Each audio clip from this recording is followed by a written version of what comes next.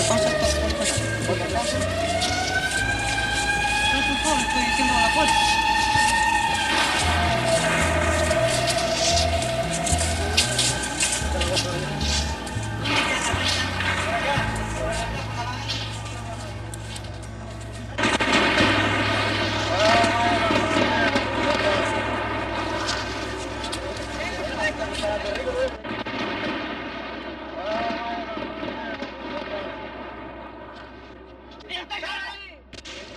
Santiago de Chile, 29 de junio de 1973. Al no poder destituir constitucionalmente al presidente Allende, la estrategia del gobierno norteamericano y la oposición chilena pasa a ser la estrategia del golpe de Estado.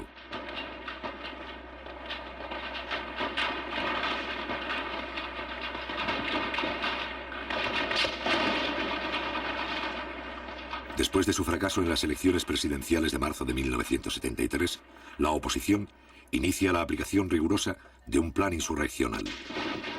El día 29 de junio, un sector del ejército precipita los acontecimientos. A las 9:10 de la mañana, un solo regimiento ataca el Palacio de Gobierno con 6 tanques y algunos vehículos de transporte.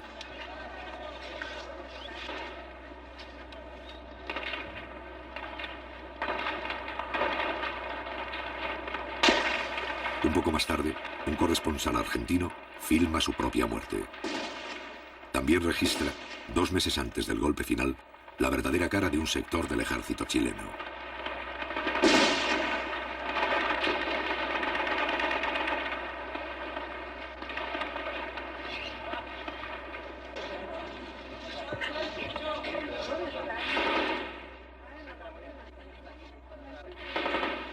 Durante una hora, los tanques intercambian disparos con los carabineros de la Guardia Presidencial, que se encuentran en el interior del Palacio de la Moneda. En estos primeros instantes mueren 22 personas. El Parlamento, el Poder Judicial y los partidos opositores guardan silencio.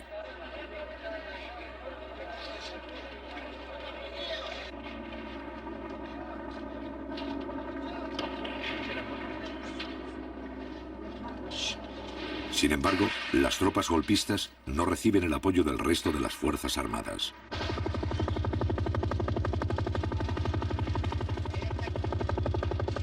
Tal vez considerando que todavía no hay condiciones para el éxito del alzamiento, el resto de la oficialidad no se suma a esta acción.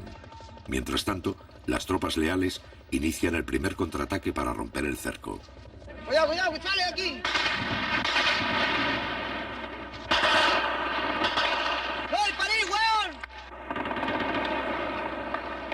A las 10:30 se movilizan más soldados leales en dirección al centro de la ciudad. Avanzan por la carretera Panamericana Norte hacia la capital 10 vehículos de transportes de tropa del Regimiento de Infantería de la ciudad de San Felipe. La población civil debe guardar calma.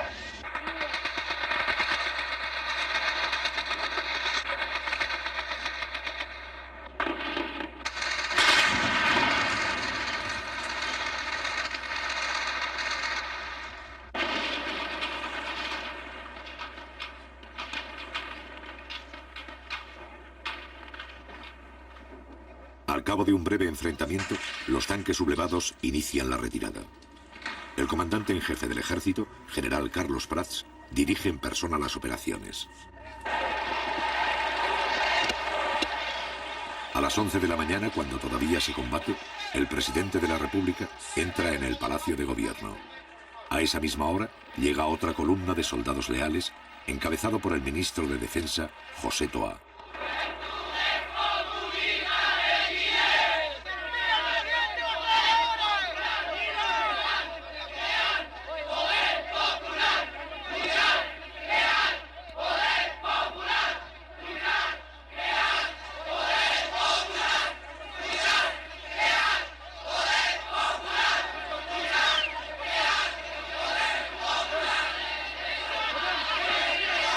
Si bien la situación empieza a controlarse, todavía hay algunas fuerzas que no se han rendido. En su retirada, los tanques siguen haciendo fuego. José Toá, ministro de Defensa, intenta infundir calma ante el peligro de un nuevo enfrentamiento. En esta acción es secundado por el general Pickering. Ministro, si no controlamos aquí sienta que iba a quedar una masacre, oiga, por favor, a ver si usted me ayuda. Váyanse, hombre, váyanse. Váyanse, por favor, porque si no pueden morir algunos.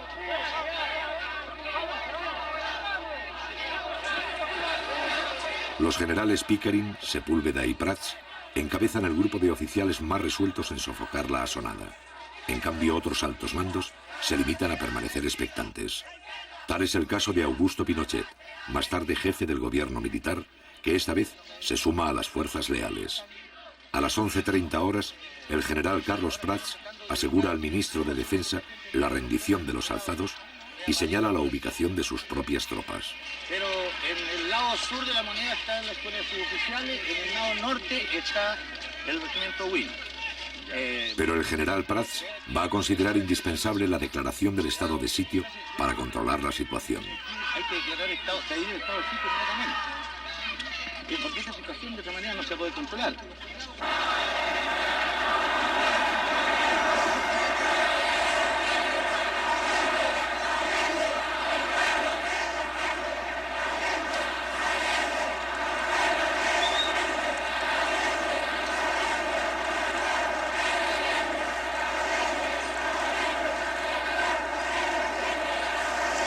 A las 12 del día, cuando ya está confirmada la derrota del alzamiento, el Partido Demócrata Cristiano manifiesta su apoyo al régimen constitucional.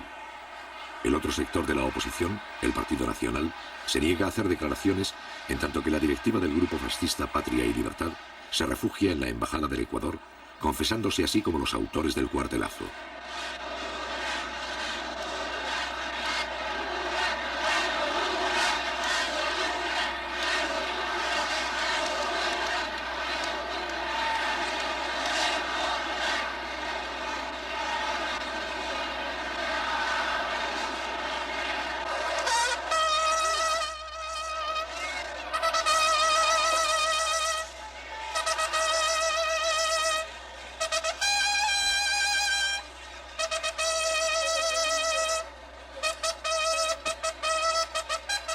A las 6 de la tarde, la bandera presidencial es arriada por la guardia que ha defendido el palacio. Durante 2 horas, esta compañía, al mando del teniente Pérez, se ha negado a entregar la sede del gobierno.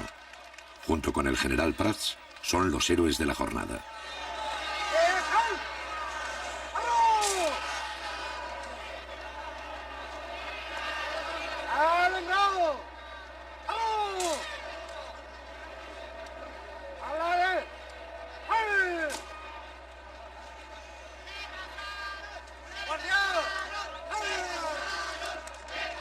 La facilidad con que se ha aplastado el conato de golpe abre muchas interrogantes.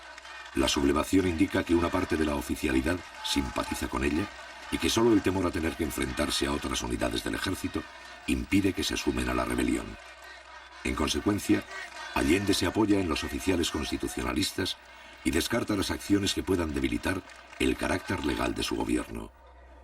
Haremos los cambios revolucionarios en pluralismo, democracia y libertad, lo cual no significa tolerancia contra los antidemócratas, tolerancia con los subversivos, ni tolerancia jamás con los fascistas, camaradas.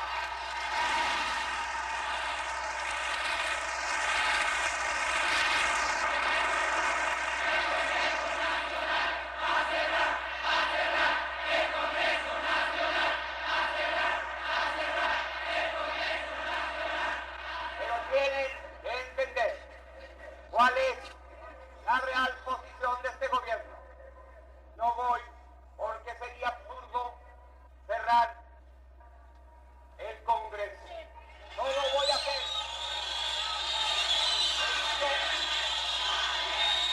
Esto respeto.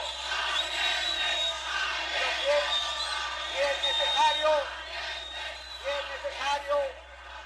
enviaré un proyecto de ley para llamar a un plebiscito para que el pueblo se conozca.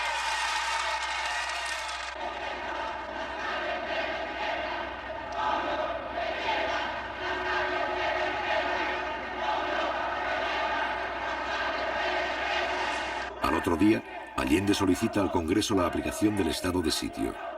Mientras tanto, desde la mañana del 29 de junio, los trabajadores de izquierda asumen el control de fábricas, empresas, minas y centros agrícolas a lo largo de todo Chile.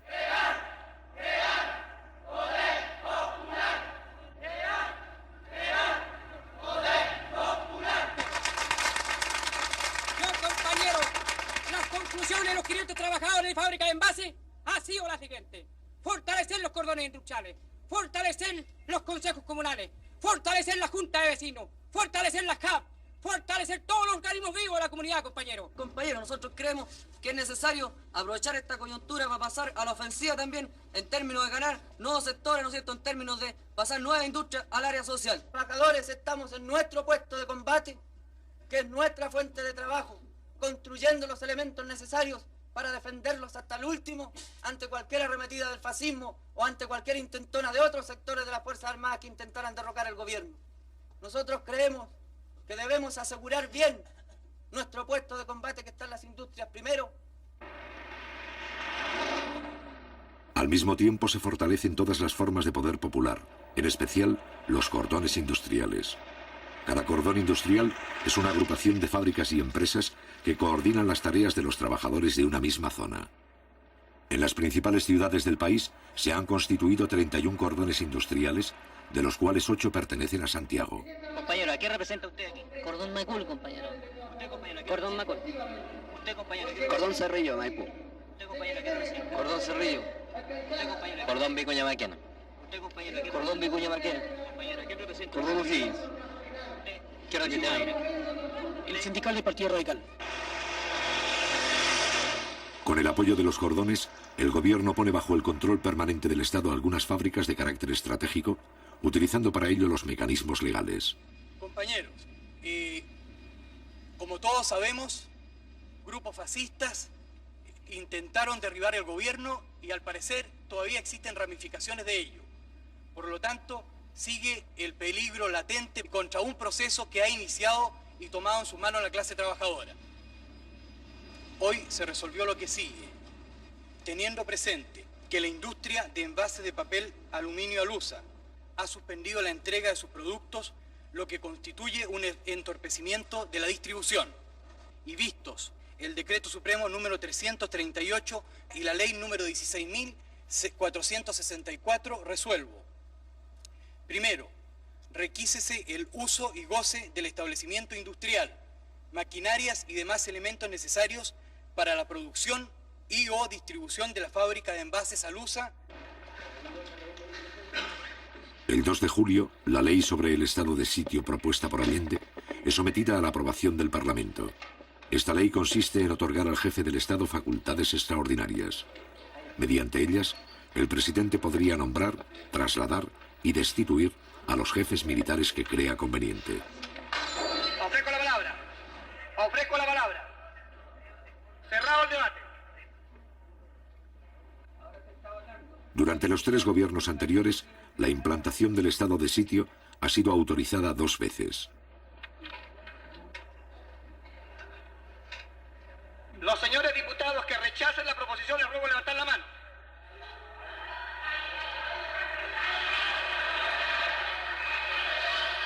El estado de sitio, principal instrumento legal para afrontar una situación de emergencia, no es autorizado. Resultado de la votación. Por la afirmativa 52 votos, por la negativa 81. Queda rechazada la proposición formulada por el Ejecutivo. La iniciativa del Ejecutivo no consigue convencer al Parlamento. Los partidos opositores estiman injustificado conceder a Allende poderes especiales.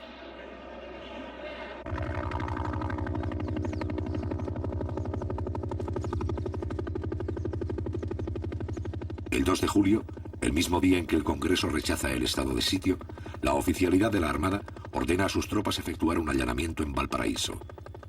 Un año antes, el Parlamento ha promulgado una ley de control de armas que faculta a los militares para efectuar registros en busca de armamento sin orden judicial ni autorización del gobierno. A pesar de la creciente acción terrorista de los grupos de extrema derecha, esta ley hasta ahora nunca había sido puesta en práctica por los militares.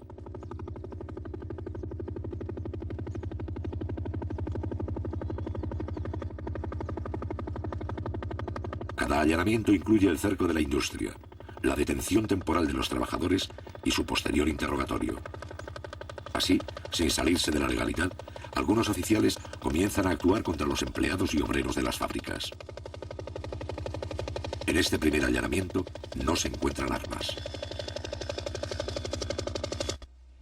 Chile está bajo la agresión del imperialismo norteamericano y un sector de la oligarquía que en octubre del 70 se unió a la ITT y a la CIA para derrocar a este gobierno, pretende repetir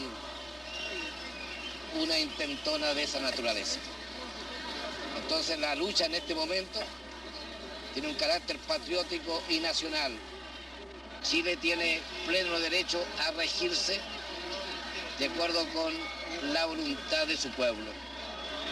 Al mismo tiempo, está en marcha un proceso de transformaciones sociales revolucionarias que tiene como finalidad abrir camino a una sociedad socialista. Frente a la amenaza de golpe de Estado, el Partido Comunista y un sector de la izquierda coinciden con las ideas del presidente Allende. Se trata de evitar un enfrentamiento armado en condiciones que se estiman desfavorables.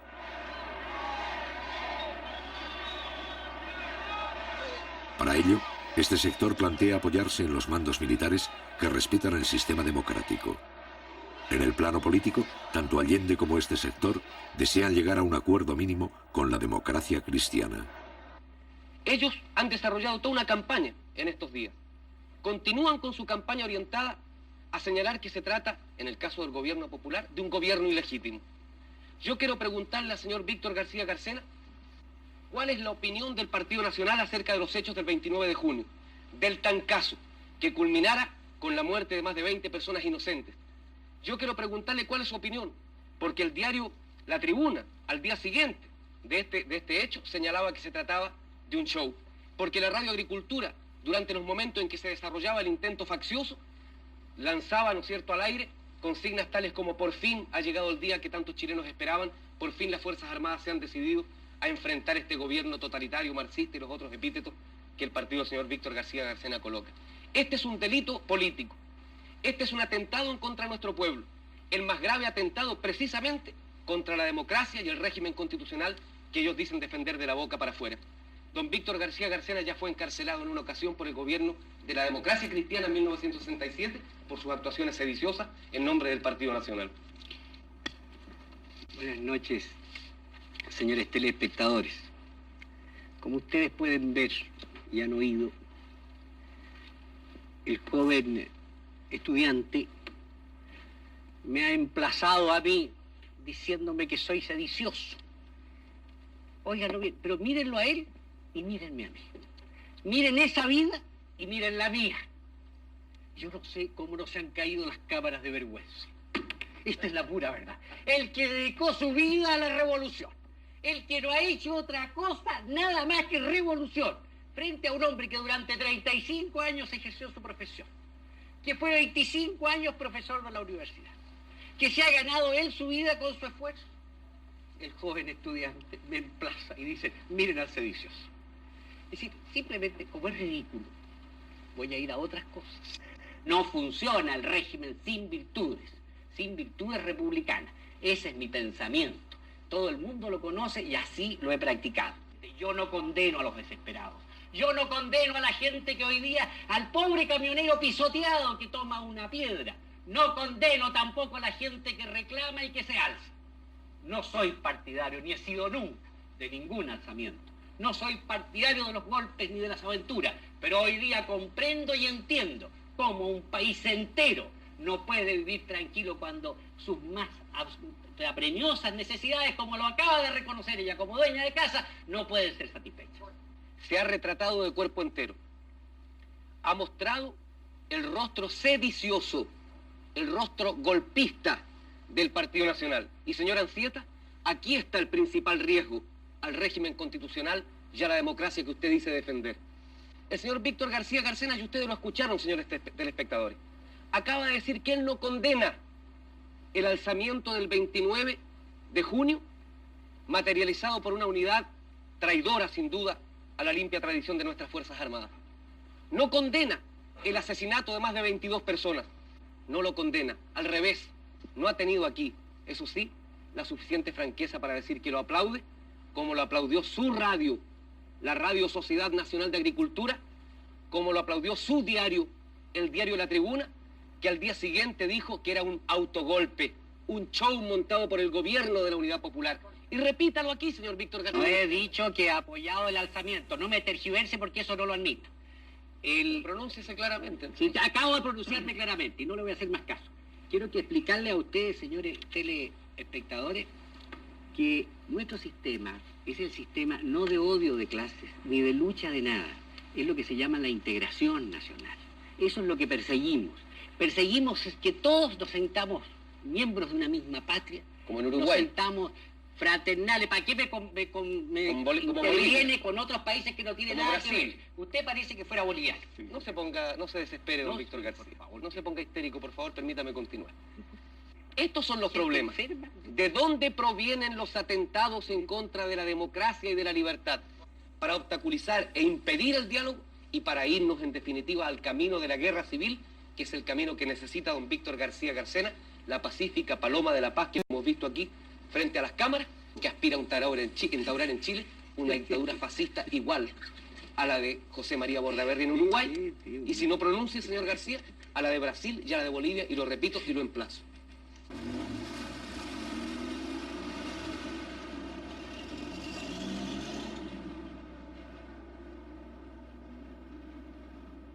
El día 5 de julio, Salvador Allende forma un nuevo gabinete para acometer la crisis y crear condiciones favorables para un diálogo con la democracia cristiana. Con este fin, trata de incorporar a una personalidad de este partido. Yo sé perfectamente bien que los procesos revolucionarios sacuden y convulsionan a los pueblos, pero sé también que aquí hemos querido y tratamos de hacer algo que otros pueblos no alcanzaron. Una revolución por causas distintos, de acuerdo a nuestra historia, a nuestra tradición y a nuestra realidad. Espero que todos seamos capaces de escribir una página más para señalar que Chile tiene su propia voluntad creadora y su noble decisión de hacer cada vez más grande la patria. Luego tomar juramento de tiro.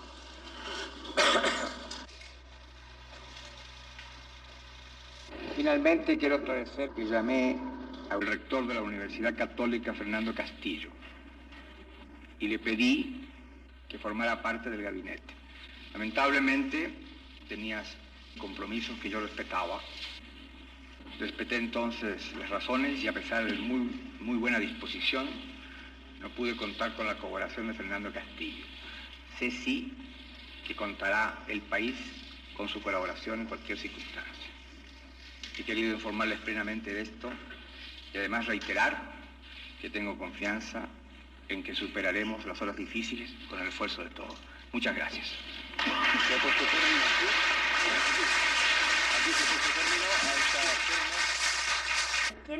¿Por qué se produce esta ruptura que no es la deseada ni por el gobierno? A mi juicio porque la Unidad Popular, cuando plantea programas, proyectos para Chile, que pudieran tener realmente y significar la acumulación de intereses hacia ese objetivo, la Unidad Popular primero plantea a ver quiénes estarán supuestamente en oposición a esto. Los busca con cabo de vela por todas partes, hasta buscar todos los enemigos posibles y después plantearlos como una minoría. Cuando yo creo que los grandes planteamientos de transformación de nuestra sociedad son planteamientos que, bien lanzados como mensaje, buscando todos aquellos que puedan confluir como una fuerza realmente creciente hacia los objetivos de Chile, es lo que es la más fundamental obligación de un gobierno. Pero bajo la influencia de su ala más tradicional, el Partido Demócrata Cristiano no desea por el momento dialogar con el gobierno. Aún así, tanto Allende como un sector de la izquierda y de la propia democracia cristiana continuarán los esfuerzos para iniciar un diálogo que modifique la correlación de fuerzas ante un posible golpe de Estado. Tenemos, compañeros, hacer un llamado a la sensatez y y al patriotismo de los sectores de la democracia cristiana que piensan con su propia cabeza y que no siguen los dictados del Pentágono, de la CIA, de los Yarur o de los Duni Abbas, para que se opongan con toda su fuerza en la base del pueblo, en los sindicatos, en todas partes, a la ofensiva fascista, a la ofensiva reaccionaria. Porque si el fascismo, compañeros, lograra vencer, no le preguntarían al obrero del pobre si es comunista, si es mapucista, si es socialista o si es demócrata cristiano para reprimirlo.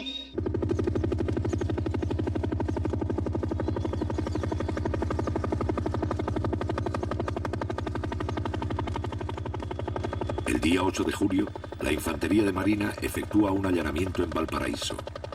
Ese mismo día, la Fuerza Aérea ocupa un cementerio de Santiago con 3 helicópteros. 200 soldados registran las tumbas y los nichos en busca de armamento. En ambos casos, no se encuentran armas.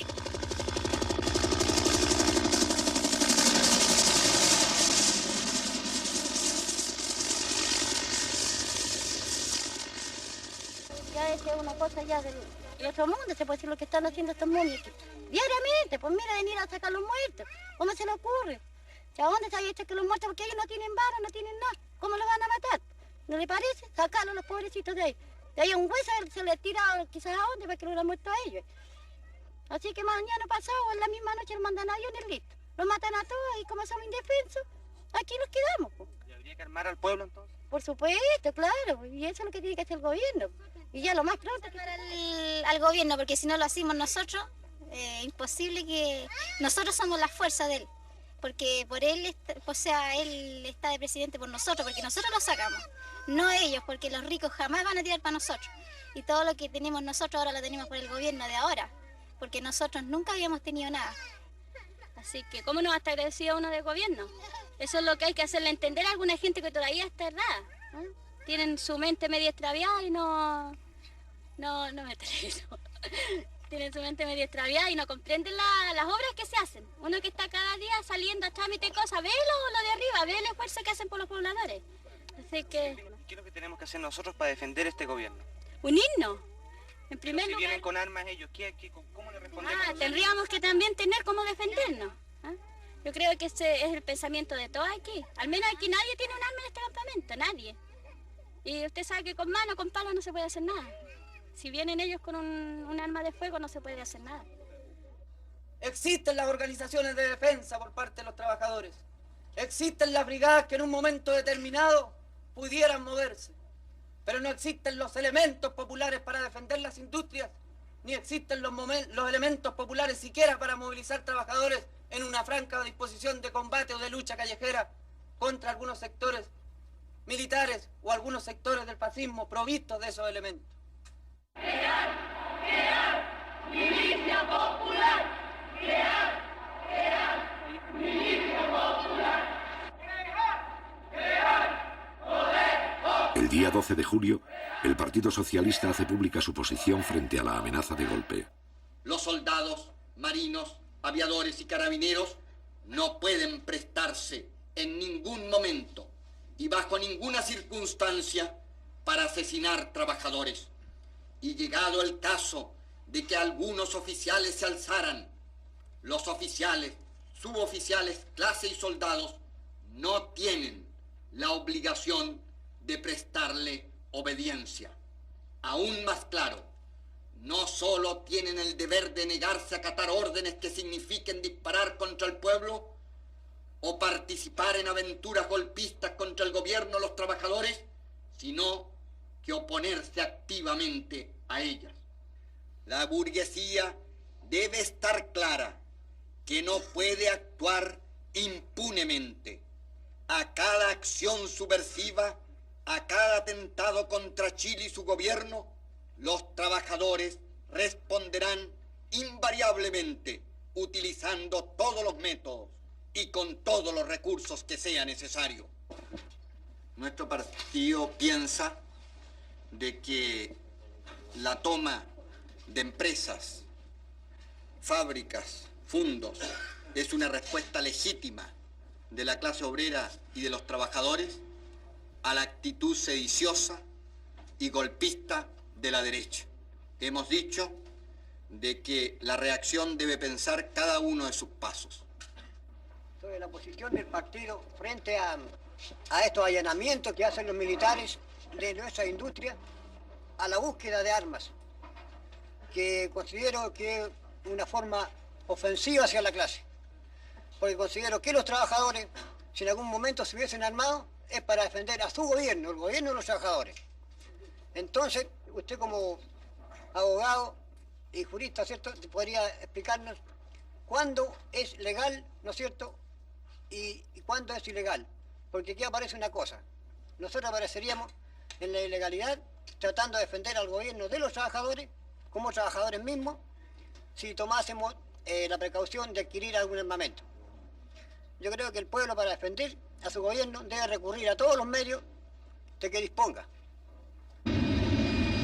El problema de las armas pasa a vincularse con el problema de la ocupación de empresas. Para un sector de la Unidad Popular, encabezado por los comunistas, la expropiación indiscriminada de fábricas constituye un error, pues debilita la imagen legal del gobierno. En cambio, para el otro sector, conducido por el Partido Socialista, la ocupación de industrias representa una forma útil de movilización que ayuda a preparar y organizar la lucha que se avecina.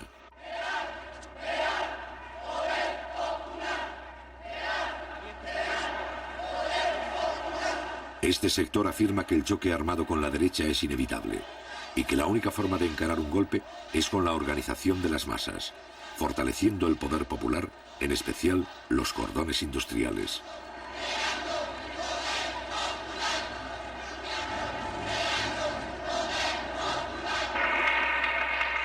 Hoy, compañeros, es tarea también para ponerle una muralla a los reaccionarios y salir adelante la formación de los cordones industriales en todo el país.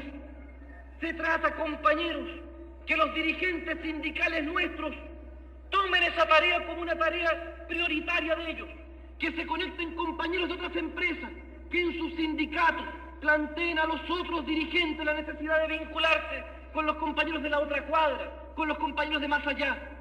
Y así, compañeros, vamos construyendo esa fuerza popular que es la base para avanzar, que es la muralla para detener los intentos de la reacción.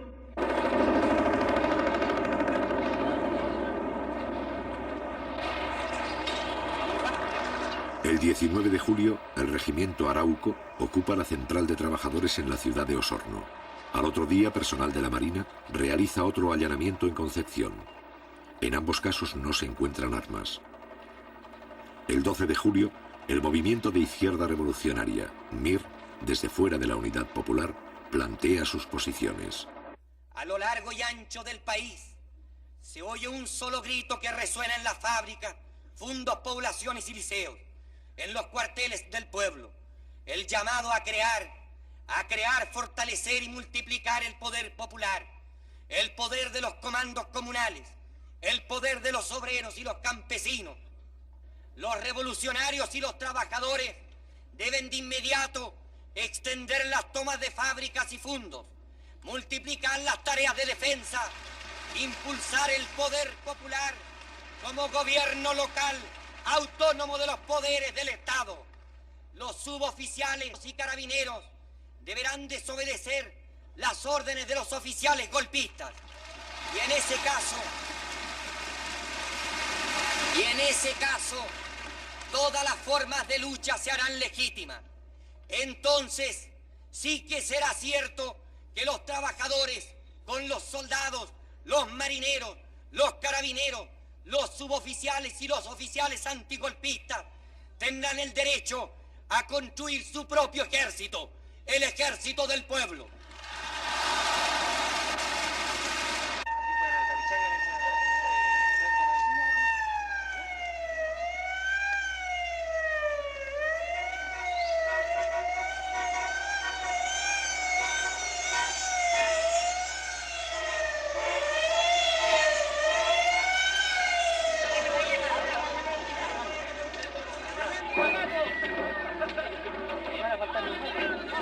El 19 de julio, los trabajadores del cordón industrial Vicuña-Maquena ocupan la principal carretera de su zona. ¿A qué se debe la toma de la carretera? Esto se debe, compañero, en apoyo a los compañeros que fueron desalojados de Inmetal. ¿Va a venir alguna autoridad de gobierno para acá? Eso es lo que estamos esperando, compañero, que venga una autoridad y solucione el problema de estos compañeros. Un día antes, los obreros del cordón Cerrillos han realizado una acción similar. La protesta de este sector de trabajadores se dirige contra los intentos del gobierno de devolver algunas industrias para facilitar así un posible acuerdo mínimo con la democracia cristiana. Las contradicciones de la izquierda sobre la estrategia a seguir para detener el golpe estallan públicamente. A las 11:30, el prefecto de la policía ordena despejar el camino.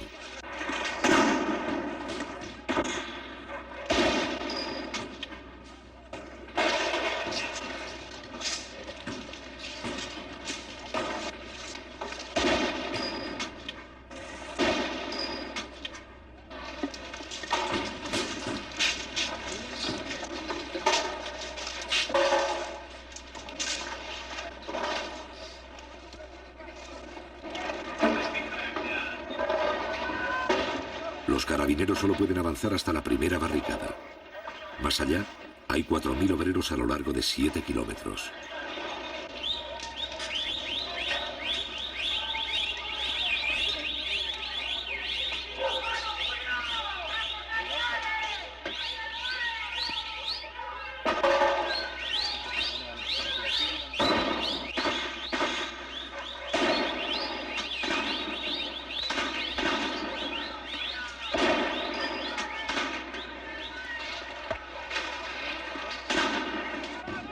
Por el hecho de que están transando. El gobierno está transando. ¿Quieren devolver la empresa? Los carabineros los van desarrollando. A las 11:45 llega el intendente de Santiago, funcionario de la Unidad Popular y máxima autoridad de la provincia. Su misión consiste en disolver el enfrentamiento. Después de escuchar a los obreros, el intendente Julio Estuardo anula las órdenes de las fuerzas antidisturbios.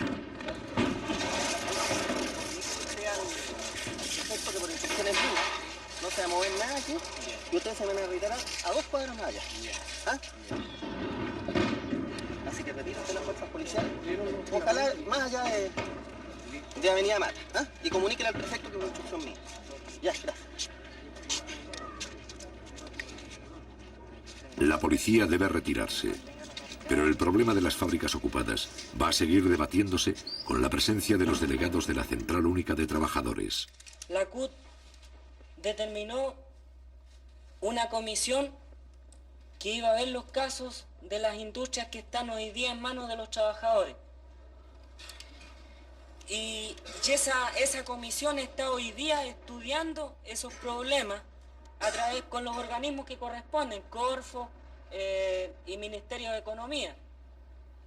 Porque aquí hay que tener claro, compañeros, de que hay muchas industrias que no todas las que están tomadas, porque hoy día en Santiago hay una cantidad enorme de industrias tomadas, no todas van a poder ser pasadas al área social, por diferentes razones. Además, cuando la CUT lanzó el llamado de tomarse las industrias en caso de cualquier intentona golpista, esto significaba, digamos, en épocas críticas, parar la acción del fascismo. Pero en todo caso eso no significa de que indiscriminadamente todo tipo de industria va a pasar al área social, porque por allí también hay algunos problemas con industrias que están desfinanciadas totalmente y que el Estado, al hacerse cargo de ellas, digamos, en la práctica se hace cargo de callo, cuestión que no puede ser. De manera de que esto se ha estado discutiendo con los compañeros trabajadores afectados de las industrias respectivas. Como le digo, lo que queremos es una pronta decisión de la CUT, sea buena o mala, pero que sea una decisión para que esa no sea un anticuerpo en el seno de los trabajadores, compañeros. Nada más. El problema es que allí hay otras cuestiones de fondo. Esas empresas, por ejemplo, de capitales suizos, ¿qué pasa? De que hay un problema de relaciones internacionales allí. Ahora, ¿pero qué tiene que ver las relaciones internacionales con los problemas de los trabajadores? Tiene que ver mucho, porque el gobierno suizo es uno de los principales socios del Club de París, donde se discute y donde se renegocia la deuda externa de Chile, que ustedes saben que por efecto de que después que asumió el gobierno, que estatizó el cobre, por ejemplo, vino un boicot de los yanquis, en donde hoy día el país no tiene divisas, no tiene los créditos que antes tuvo. De manera que esto se renegocia en el Club de París, en donde allí Chile tiene que manejarse con mucha cautela. ¿Ah?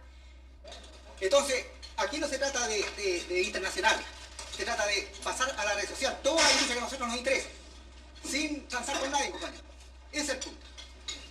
Porque estas cosas, compañero, que usted está explicando en el ámbito internacional, es indudable que los trabajadores en general no lo van a comprender. Si usted no le da unas razones más criollas y con palabras en que todos las entendamos, los compañeros en este caso pueden pasar por sobre los dirigentes que están en la Central Única de Trabajadores. ¿Me puedo responder también a eso? O sea, también hay respuestas, si pudiéramos decir, más criollas, más chilenas. Porque hoy día, ustedes saben, compañeros, de que nosotros, la clase obrera, a través de este gobierno hemos ganado una parte del poder, pero no hemos ganado todo el poder. La reacción busca de que las fuerzas del orden, ya sean carabineros o militares, se enfrenten a los trabajadores a través de esa lucha que plantea el compañero y no obedecen a la dirección central aquí. Se toman justicia por sus manos y se enfrentan a los carabineros, se enfrentan a los milicos y después entonces se acusa al gobierno de que aquí hay indisciplina, de que no hay autoridad y estamos a un paso de que se acuse constitucionalmente al presidente de la República, porque eso es lo que quieren. Pero nosotros, compañeros, también tenemos la película bien clara. Se nos pidió organización, que nos organizáramos los obreros, que entráramos a formar los cordones y comenzáramos a organizarnos en todos los frentes.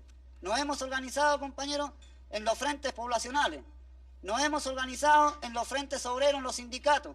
Nos hemos también organizado en los cordones. Y aún seguimos con la misma cantinela, pues, compañeros, de que no es el momento y de que hay un poder legislativo y hay un poder judicial. Se nos pidió que nos organizáramos desde un comienzo de la población hasta el nivel más alto. Y hasta el momento nos hemos organizado, pues, compañeros, y seguimos aún diciendo, el compañero presidente nos sigue pidiendo a nosotros que tengamos calma, que sigamos actuando en esta forma y sigamos organizándonos. ¿Pero para qué? ¿Cuál es el miedo, compañeros, de llegar a presentarnos los obreros en un paro general? Y presentarlo a los pobladores también a su vez y pedir al compañero presidente, como a todo el Poder Ejecutivo, de que una vez por todas se decida, pues, compañeros, cuál es el plan que tiene de lucha, cuál es el plan para que nosotros también al organizarnos nos presentemos frente a ellos y pidamos, compañeros, si es necesario, como presentan lo de la derecha, que lleguemos a un plebiscito. Nosotros comenzamos el plebiscito, compañeros, por las poblaciones hasta el nivel más alto. Y le aseguro que ganamos de aquí a Huancagua, pues, compañeros, y pasamos de largo, pues, compañeros. Porque tenemos organización dentro de los campamentos, dentro de los cordones industriales, dentro de los sindicatos. Y la CUT, compañeros, está apernando igual todavía, pidiéndonos a nosotros que tengamos calma y que esto no se puede hacer porque esto pertenece a la reina Isabel, el otro pertenece a Suiza, y así, y en fin, compañeros, siguen inventando cosas. La verdad de las cosas, compañeros, es que el pueblo, los obreros ya nos estamos cansando, porque esto es tramitación. Y estamos luchando contra la burocracia y dentro de nosotros mismos, dentro de nuestra propia defensa, de nuestros propios sindicatos, dentro de nuestro propio poder, compañero, como es el CUB, sigue aún la burocracia, pues, compañero. ¿Hasta cuándo? Yo quiero que insultarle a usted, compañero. ¿No tiene usted confianza en el poder popular, compañero? ¿No tiene confianza la CUB en los obreros que hemos ido al frente en el día viernes cuando nos presentamos frente al compañero Allende a gritar y apoyarnos en todo sentido? ¿No tiene confianza el presidente en las organizaciones que nos ha hecho formar? ¿No tiene confianza, compañeros, los diputados apernados que están arriba y que no quieren hacer nada, compañeros? ¿No tienen confianza los senadores, compañeros, que en vez de alegar una causa que nosotros, los obreros, los hemos puesto para que aleguen, para que luchen por nosotros, cuando se levantan los señores de la derecha, lo único que hacen es levantarse el asiento y mandarse a cambiar, pues, compañeros? Ya está bueno de todas estas cosas. Por algo nos hemos organizado y por algo nos estamos reuniendo en esta noche aquí, pues, compañeros, para pedir que si las cosas están en el área social, bueno, tratemos de hacerlas llegar, pues. Las que no sirven, pues, compañeros, dejémoselas a eso, a los derechistas, pues, compañeros. Dejémoselas a los momios. Si no, el gobierno no se puede hacer cargo de esos cachos, que se hagan cargo ellos de esos cachos y nosotros sigamos, pues, compañeros, luchando. Vaya usted, pues, compañeros, a ir a La Vega, cómo están todas las cosas en el mercado negro y los compañeros nos siguen pidiendo que tengamos calma. ¿Hasta cuándo, pues, compañeros? Si esto ya se está pasando de castaño oscuro.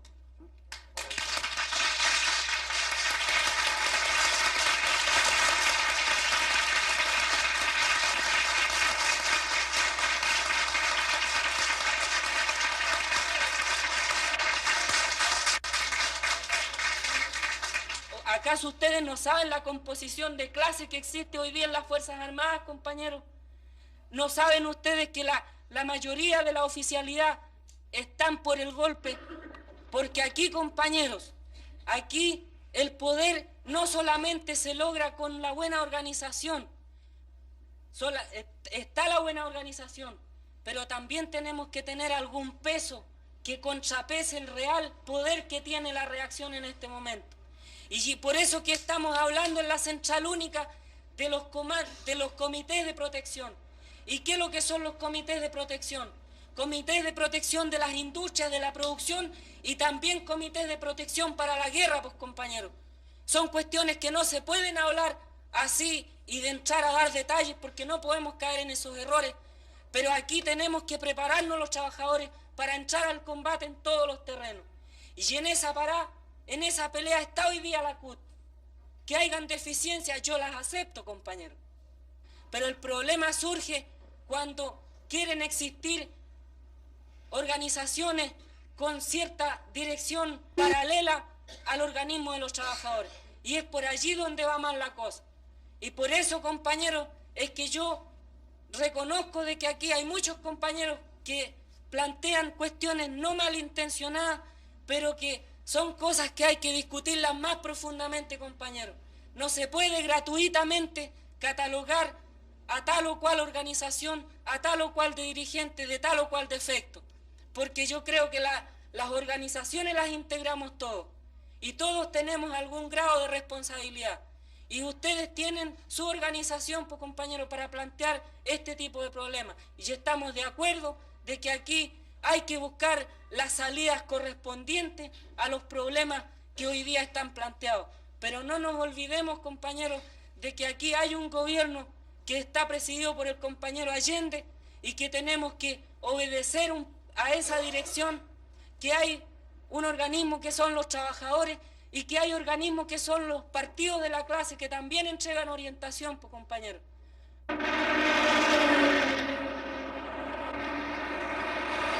El día 19 de julio, la Escuela de Infantería allana una fábrica en el pueblo de San Bernardo. Sin excepción, todos los sectores de la izquierda reconocen la necesidad de preparar la defensa armada del gobierno. Pero la falta de dirección única impide la formulación de un plan conjunto.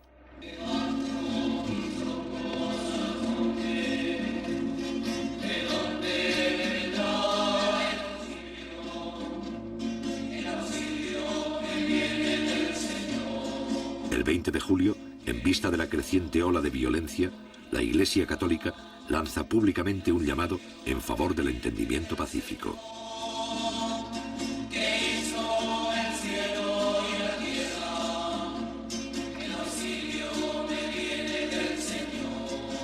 Esta campaña, encabezada por el cardenal Silva Enríquez, culmina con la celebración en todo el país de misas por la paz. Por los representantes del pueblo que ejercen los poderes públicos del Estado, que su competencia, acentuada por la sabiduría y la prudencia que vienen de Dios, los haga estar siempre al servicio de la patria para auténtico bien de las comunidades. Roguemos al Señor. Por los ciudadanos de nuestra patria, para que en la diversidad de opiniones y preferencias, Dios ilumine nuestras conciencias, apacigüe las pasiones, domine los rencores partidistas, de modo que prevalezca el bien común de los chilenos. Roguemos al Señor. Escúchanos, Señor, nuestra palabra.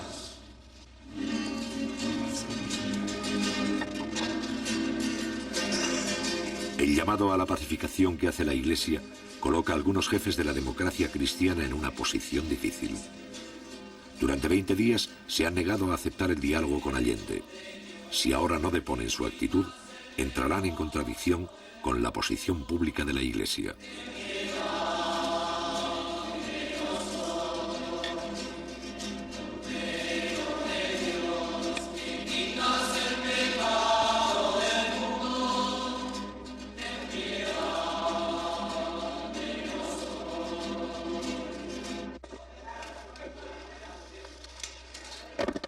Días después, Patricio Aylwin, más tarde presidente de Chile, y Osvaldo Holguín, jefes máximos de la democracia cristiana, llegan al Palacio de Gobierno para entrevistarse con el primer mandatario.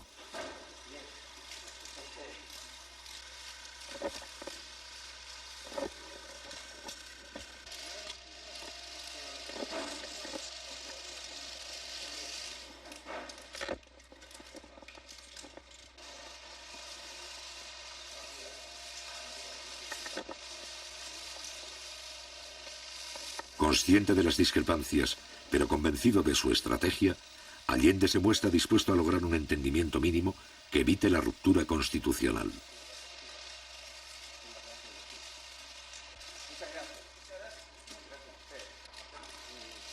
La posibilidad de un cierto acuerdo entre Allende y la cúpula demócrata cristiana causa una profunda inquietud entre los adversarios más irreconciliables del gobierno.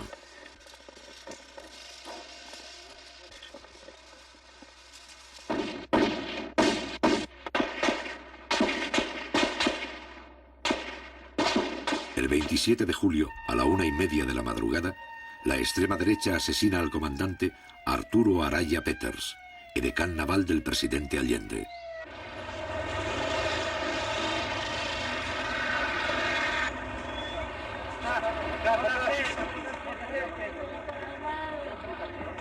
La violencia alcanza a un oficial directamente vinculado al presidente de la República, justo en el momento en que la democracia cristiana acepta dialogar con Allende.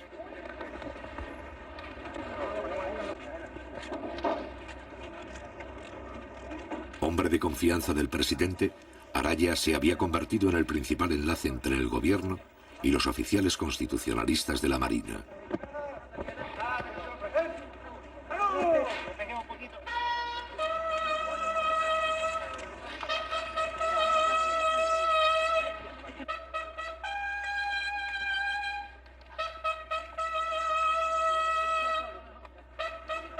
El mismo día 27, los restos del edecán se llevan al Palacio de la Moneda. Posteriormente se trasladan a Valparaíso para ser enterrados con honores militares.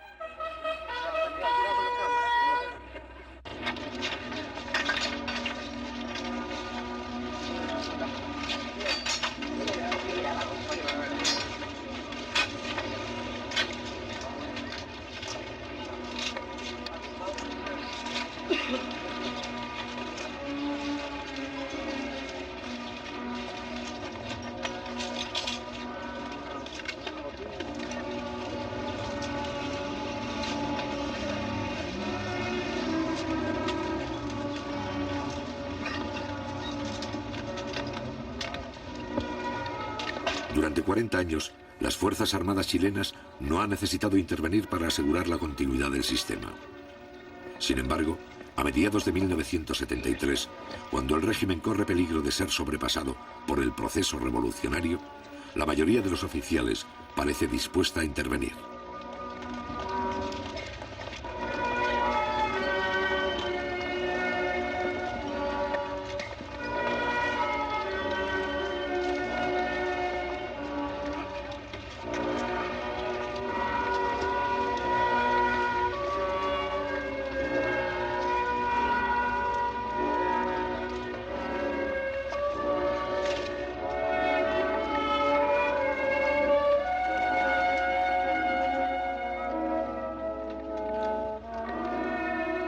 Meses más tarde, en su exilio de Buenos Aires y antes de ser asesinado, el general Carlos Prats declara que una de las razones para eliminar al comandante Araya era impedir que Allende se informara de lo que estaba ocurriendo en los círculos militares de Valparaíso. Es aquí donde un sector de la oficialidad empieza a planificar el golpe de Estado con la asesoría del gobierno norteamericano.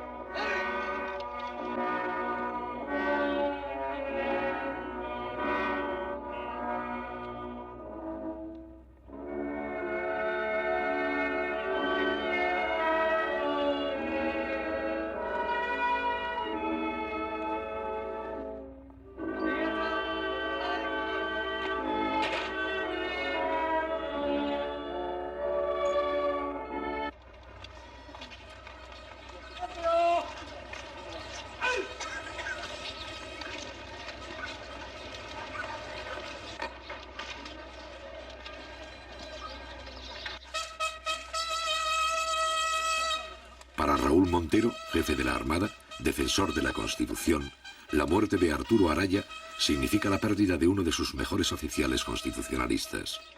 Para Allende, este es uno de los peores momentos que debe afrontar durante su mandato.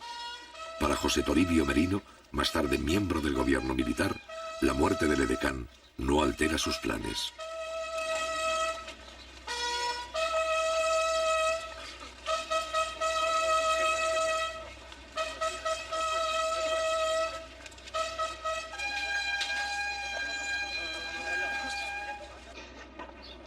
Han despedido los restos del comandante Arturo Araya Peters, el señor comandante en jefe de la Armada Nacional, almirante Raúl Montero Cornejo, y también el que fue su compañero de curso, capitán de navío Guillermo Aldonay Hanson.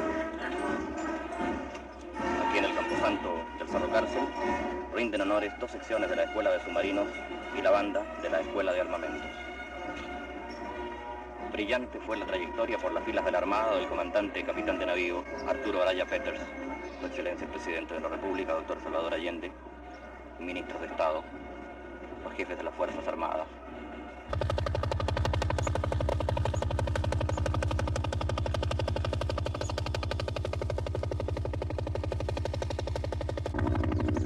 Los allanamientos en busca de armas se intensifican. El día 3 de agosto, los militares rodean una de las principales fábricas del cordón Cerrillos de Santiago. Estos operativos permiten a los oficiales reconocer el terreno y estudiar la reacción de los trabajadores. A su vez, acostumbran a la tropa a enfrentarse con la población civil y vigilan el comportamiento de sus propios soldados. Al otro día, la 5ª División del Ejército ocupa el barrio industrial de Punta Arenas. Hasta la fecha, los militares han realizado 27 allanamientos en todo el país sin encontrar armas. Por primera vez en un operativo se utilizan tanques.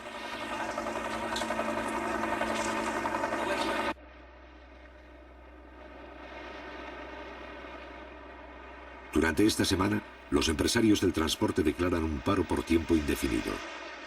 Con esta huelga, la extrema derecha desea precipitar el caos económico y sabotear el diálogo del jefe de Estado con la democracia cristiana.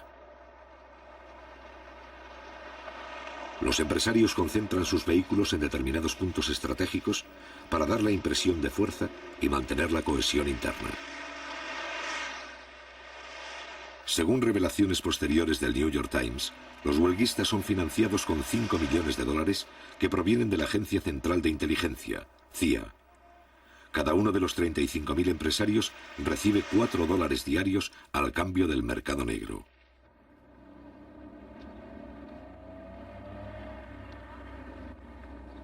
Mientras tanto, en los jardines del Congreso, tal como sucedió con la huelga del cobre, las mujeres de los camioneros recolectan dinero y víveres entre la población. El día 31 de julio, el gobierno decreta la reanudación legal de faenas y envía tractores para remolcar los vehículos paralizados hasta Santiago. Sin embargo, los empresarios se oponen por la fuerza y acusan al gobierno de atentar contra la propiedad privada. Estos hechos son filmados por el Canal 13 de televisión, que simpatiza con la huelga. Días más tarde, el Parlamento, en combinación con los periodistas de la oposición, transforman el incidente en un escándalo. El Congreso pide al Canal 13 que vuelva a emitir su versión filmada de los hechos como elemento de juicio para los señores parlamentarios.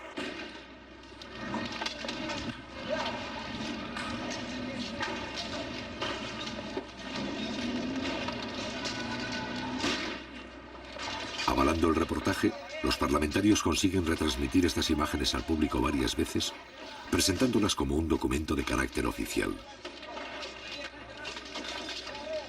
Esto pone de manifiesto el poder de la oposición en los medios informativos, así como la libertad de expresión que tolera el gobierno.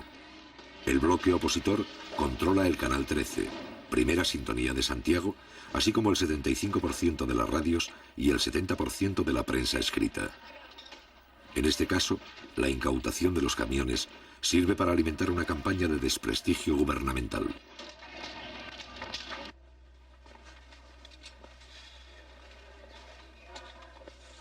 Mientras esto ocurre en el Parlamento, los contactos entre Allende y la democracia cristiana llegan a un punto muerto. La directiva de este partido plantea al jefe del Estado 3 condiciones. Debe someterse a la autoridad del Congreso y renunciar así a las facultades presidenciales que otros mandatarios de Chile tuvieron. Debe retroceder en su política de nacionalizaciones. Y finalmente, debe incorporar en puestos claves de gobierno a militares que cuentan con la exclusiva confianza de la democracia cristiana. En respuesta, el presidente Allende se opone a esta capitulación. El mismo día, la democracia cristiana suspende el diálogo.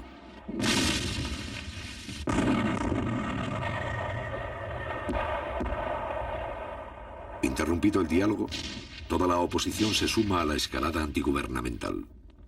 Durante julio y agosto, los grupos terroristas, entrenados por los servicios de inteligencia norteamericanos, realizan 250 atentados con dinamita y bombas incendiarias.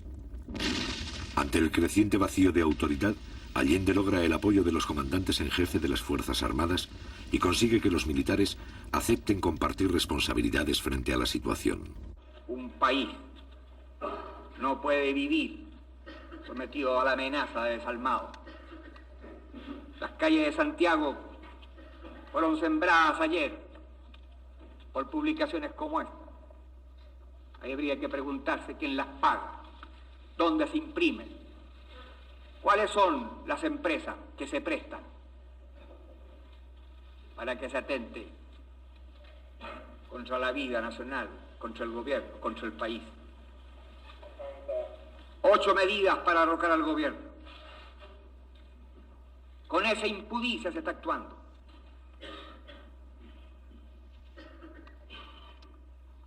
Este gabinete tiene que terminar con el paro fascista de los transportistas, con la decisión del que manejará implacablemente la ley, y sabiendo además que cuenta con la solidaridad de la inmensa mayoría de los chilenos, que quiere evitar por todos los medios la guerra civil en nuestra patria. El 9 de agosto quedan incorporados al gobierno los altos mandos militares. El general Prats, jefe natural de los oficiales leales, ocupa el Ministerio de Defensa. El mando del ejército recae interinamente en el general Pinochet, también considerado constitucionalista. Este nuevo gabinete es recibido con discrepancias por la mayoría de los políticos. La derecha lo rechaza. La democracia cristiana muestra división de opiniones. La izquierda duda. Solo 2 días más tarde, los partidos comunista y socialista apoyan la decisión de Allende. Muchas gracias. Ha terminado el acto.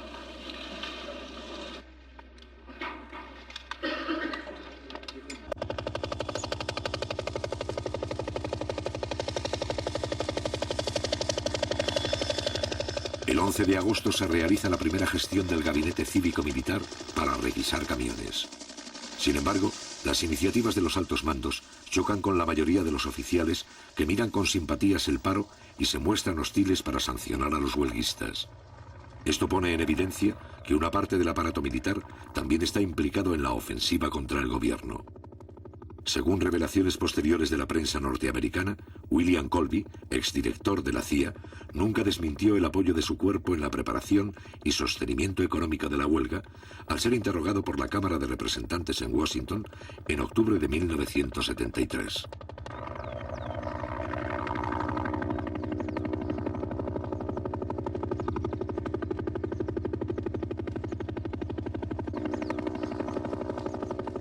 El 12 de agosto, el Partido Demócrata Cristiano declara oficialmente su apoyo a la huelga. En las fábricas, las materias primas comienzan a disminuir y en el campo escasean las semillas. En estas circunstancias, el gabinete cívico-militar ha fracasado.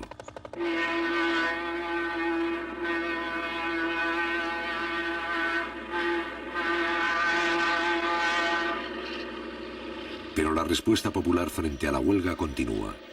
El gobierno y sus partidarios movilizan brigadas para llevar los productos a los centros de distribución.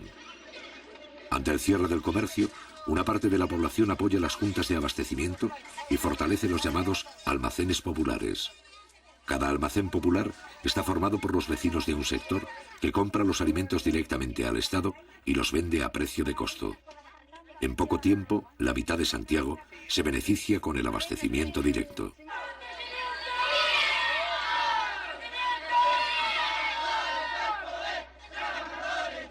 En algunos barrios, los cordones industriales envían piquetes de obreros para vigilar la distribución y abrir los comercios cerrados.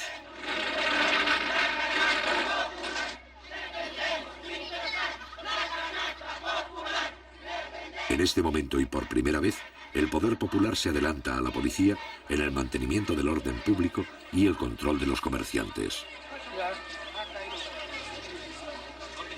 Tenga la bondad de retirarse los niños. Porque este no es un paro de obreros, compañeros. Este es un paro de empresarios de camiones. Yo no creo que haya un obrero ahí que tenga un camión que esté paralizado. Los que están paralizados, los que tienen flotas de camiones. Y esos son los que están manteniendo esta huelga inútil. Este paro es netamente político. Este es un paro netamente político de que están perjudicados nosotros los pobladores.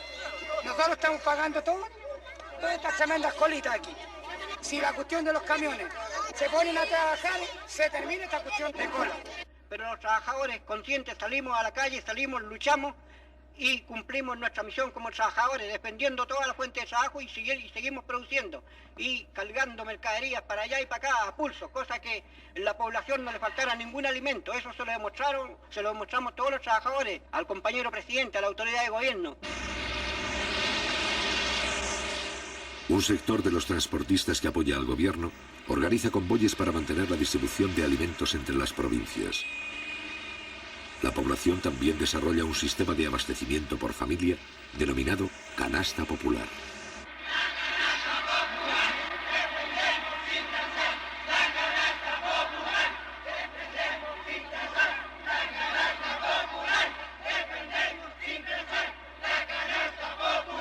¿Qué opina usted de la actitud del gobierno frente a la crisis que estamos viviendo? La actitud del gobierno, compañero, tiene que muñequear, porque si usted fuera gobierno tendría que hacer lo mismo, compañero. Porque el gobierno tiene que bailar en la cuerda floja muchas veces. Yo creo, compañero, no es culpa del gobierno. Para mí, como socialista marxista del año 32, a esta parte, compañero, porque yo estuve en la pelea en la República Socialista, a Mamaduque Groves, compañero, y a otro, después que cayó en un error el compañero Groves. Cuando el pueblo le pedía las armas, compañero, y él siendo militar no las entregó, compañero. Claro que habría sido, compañero, una matanza incontrolada, compañero, porque allí quizás que habría pasado, porque si ahora mismo, compañero, a nosotros nos falta mucho, digo yo, de tener un buen frente, que lo tenemos en todas las poblaciones. Tenemos organización antifascista, compañero, y comités de defensa, pero nos falta un poquitito de coordinación provincial y nacional, compañero, para actuar en un solo frente. Porque que no los vaya a pasar aquí si viene el enfrentamiento como pasó en España, compañero, que por la división de algunos partidos, compañero, y los anarcos sindicalistas por un lado, los socialistas por otro, y se montó el fascismo de Franco, compañero, en el poder.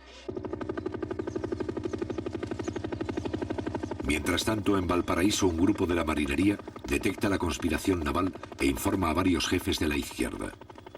Esta acción es descubierta por los altos mandos y los marinos son acusados de amotinamiento, encarcelados y sometidos a tortura.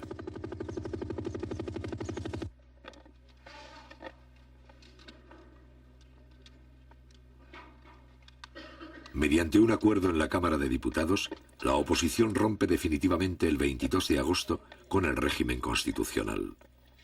Este acuerdo, sin fuerza legal, señala que el gobierno estaría quebrantando la Constitución y representa un abierto llamado a la intervención militar. Aprobada por mayoría simple, esta declaración justifica la rebelión castrense y concede legitimidad al golpe de Estado.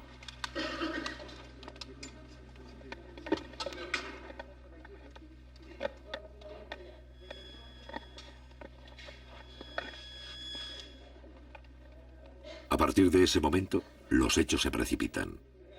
Un grupo de mujeres se congrega frente a la casa del comandante en jefe del ejército, general Carlos Prats, jefe natural de los oficiales que respetan el sistema democrático.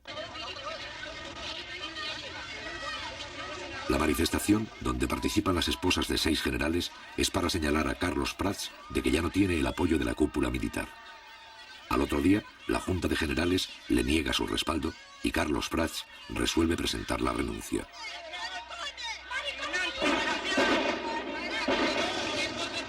También renuncian los generales Pickering y Sepúlveda, los principales mandos leales. Augusto Pinochet, que aparece como un militar profesional y respetuoso de la Constitución, se convierte en el nuevo comandante en jefe.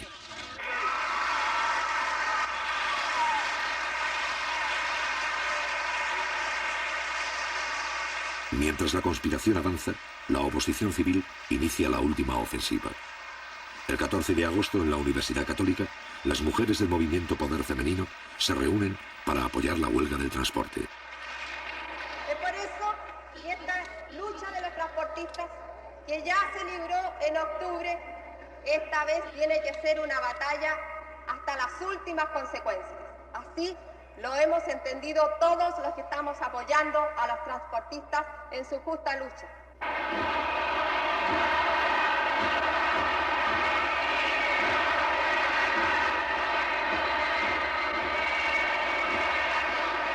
Días más tarde, los adversarios del gobierno piden la renuncia del propio jefe de Estado. Casi 3 años de guerra económica han permitido a la Casa Blanca y la oposición interna ganar un importante sector de la clase media. Es aquí donde los oficiales rebeldes encuentran la base de apoyo social para la continuación de sus planes.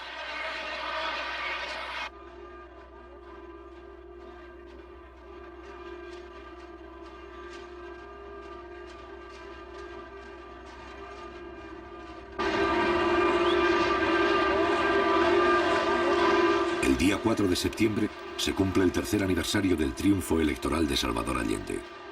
A pesar de la crisis, los simpatizantes del gobierno realizan una de las concentraciones más grandes de la historia política del país.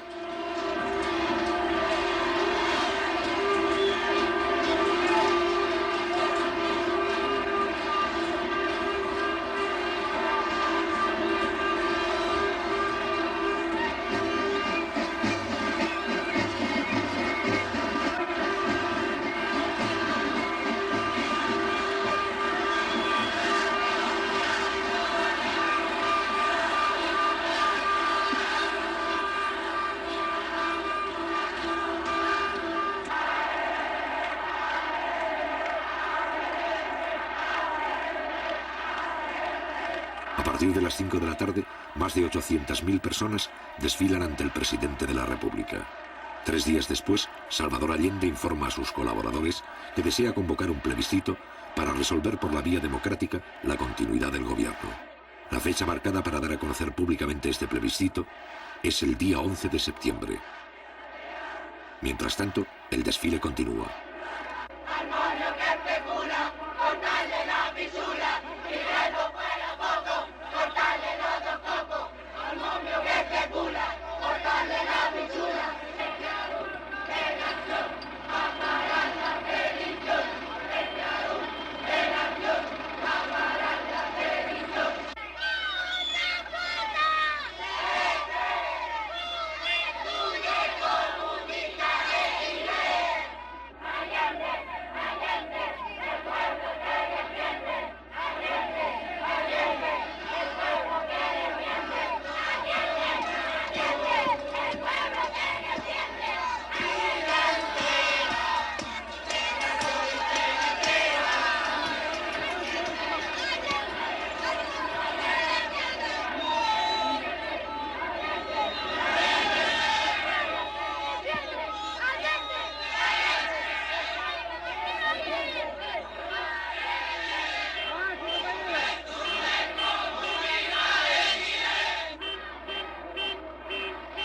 ¡Fuerza, presidente! ¡Mucha fuerza! ¡Viva María Chillo!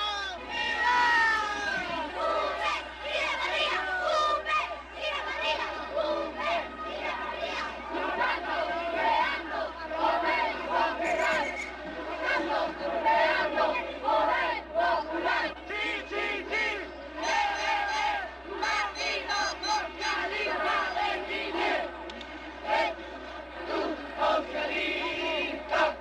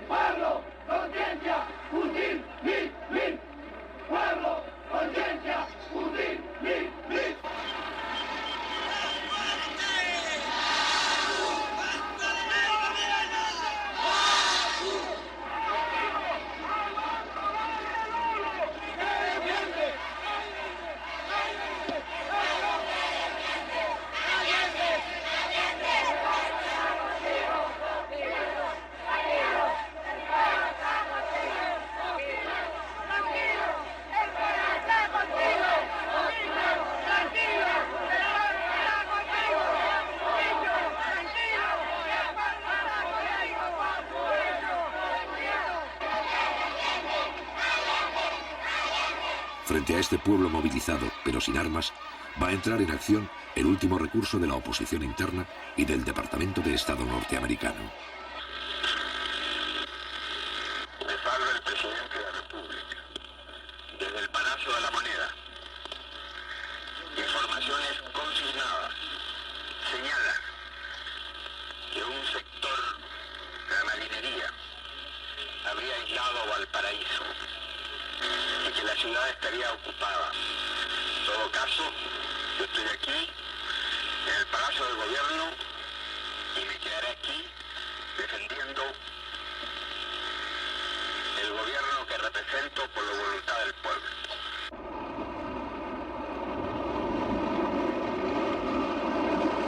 El 11 de septiembre, la Armada desencadena el golpe de Estado en el puerto de Valparaíso. Al mismo tiempo, 4 destructores norteamericanos se acercan a las costas chilenas para participar en la Operación Unitas y mantienen contacto permanente con los golpistas. A las 7:30, el presidente Allende ha llegado al Palacio de la Moneda para impartir las primeras instrucciones. La situación es crítica al no existir un plan conjunto para la defensa armada del gobierno. Durante la madrugada, la mayoría de los oficiales constitucionalistas han sido neutralizados. A las 8 de la mañana, algunos aparatos de la Fuerza Aérea empiezan a sobrevolar la capital. A las 8:20, los jefes de la sublevación exigen la renuncia del jefe de Estado y le ofrecen un avión para que abandone el país. A las 9:15, el presidente constitucional se prepara para combatir y habla nuevamente por radio. La Fuerza Aérea ha bombardeado las torres de Radio Portales y Radio Corporación. Ante estos hechos, solo me cabe decirle a los trabajadores, yo no voy a renunciar. Colocado en un tránsito histórico, pagaré con mi vida la lealtad del pueblo. La historia es nuestra y la hacen los pueblos. ¡Viva Chile! ¡Viva el pueblo! ¡Vivan los trabajadores!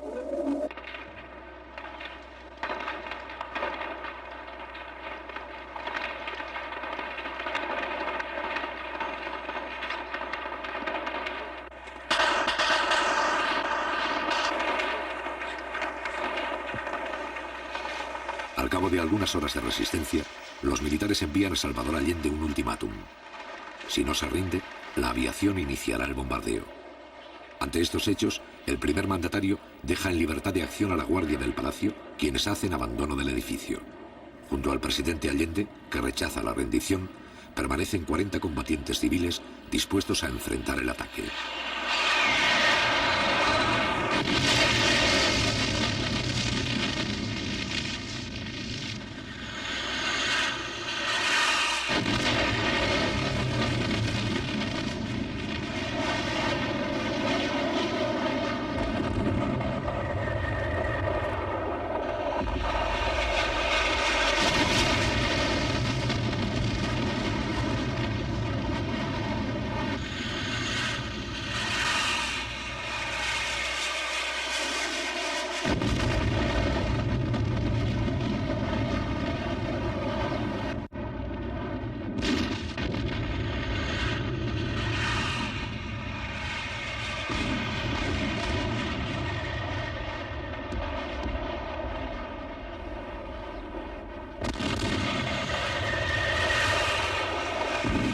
A pesar del bombardeo, los defensores del palacio resisten 3 horas.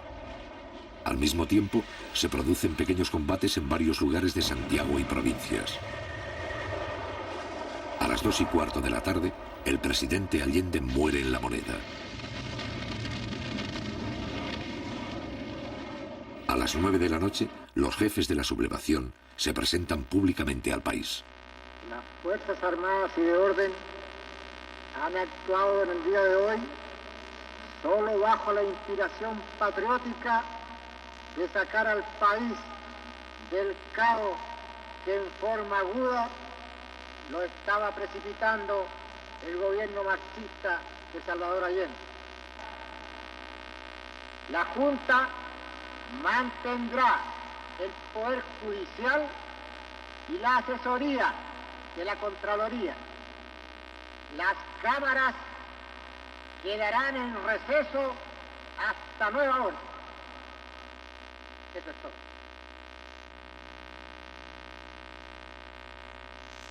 Tal vez sea triste que se haya quebrado una tradición democrática que en este continente era larga.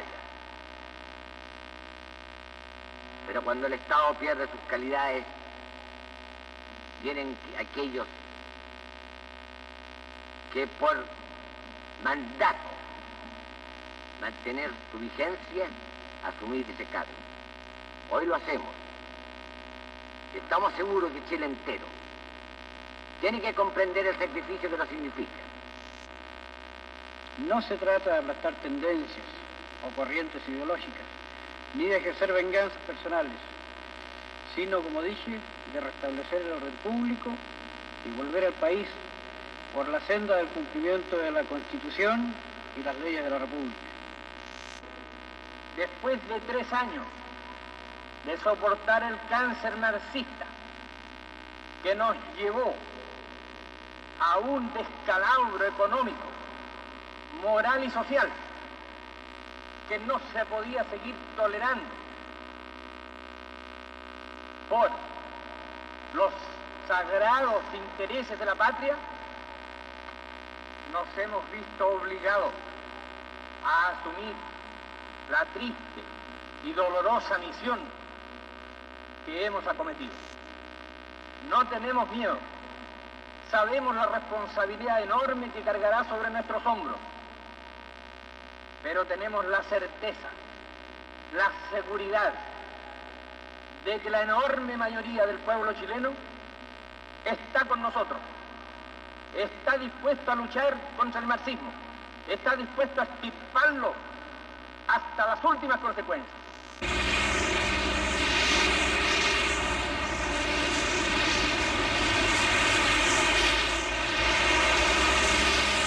A partir del 11 de septiembre, todos los recursos del ejército chileno son utilizados para reprimir el movimiento popular con la complacencia del gobierno norteamericano. La primera resistencia armada ofrecida por algunos cordones industriales, poblaciones, minas y centros agrícolas es aplastada rápidamente en lucha desigual.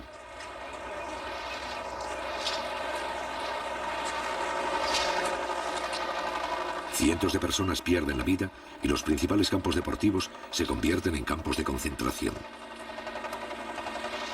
La democracia representativa más larga de la historia de América Latina ha dejado de existir. Sin embargo, a partir del mismo día 11 de septiembre, las fuerzas democráticas comienzan a reorganizarse poco a poco en la clandestinidad y adoptan numerosas formas de resistencia. La batalla de Chile no ha terminado.